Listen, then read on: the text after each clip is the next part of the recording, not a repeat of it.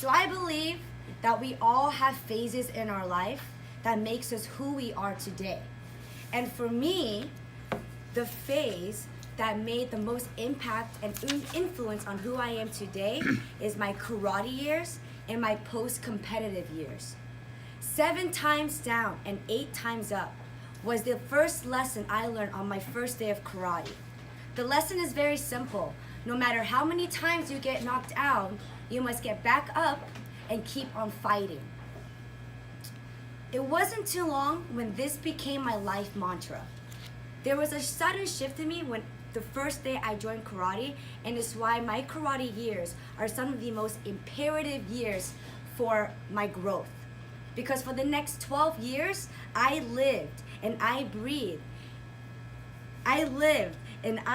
Completely committed and devoted to make sure that I became the next national champion.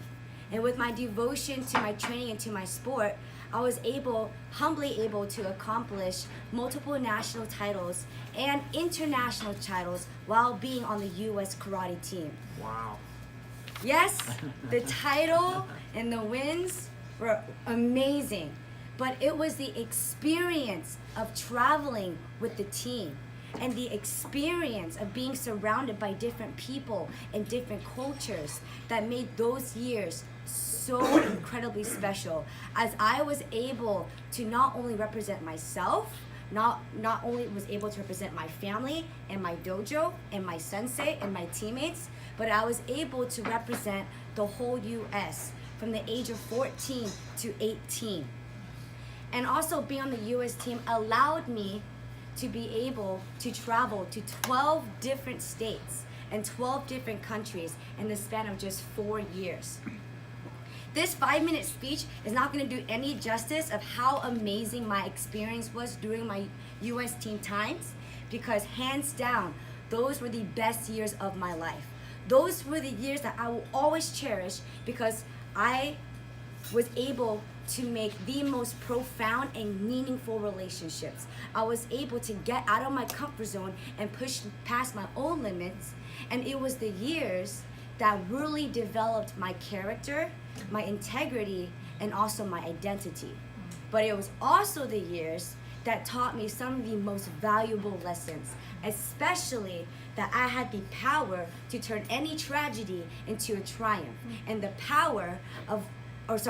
value of what 7 times down and 8 times up meant, or so I thought. In 2016, karate was announced to get into the 2020 Olympics. And when I heard this, I made sure I did everything I can in my power to make the Olympics happen. Every single night before I went to bed and every single morning when I woke up, I made sure to visualize, as Ken was talking about earlier, I made sure I was visualizing not only being at the Olympics, but being on the first place podium with my right hand over my chest, with the national anthem playing, and myself holding the gold medal up in the air. Every single day. Because that was my life. That was all I knew and all I cared about. Karate was my love and my passion, and I had no other future plans but to win the Olympics. Risky, but worth it, was what I always thought to myself. But boom, just like that, it all went away. That feeling, the trainings, was whipped away from me out of my hands. During one of my trainings, I had an injury, and to keep a very long sob story short, I had foot paralyzation onto my right leg, but was able to recover in 10 months. But 3 months later, an identical symptom happened on my left foot. And then a year later, the tingling and the numbness was spread to my upper limbs. After many medical tests and many doctor visits, the injury still remained a mystery for me. Until this day, I still have no idea why I'm injured. So now we are entering the second phase of my life, the post-karate years. This is when I began to realize that my injury was becoming incurable.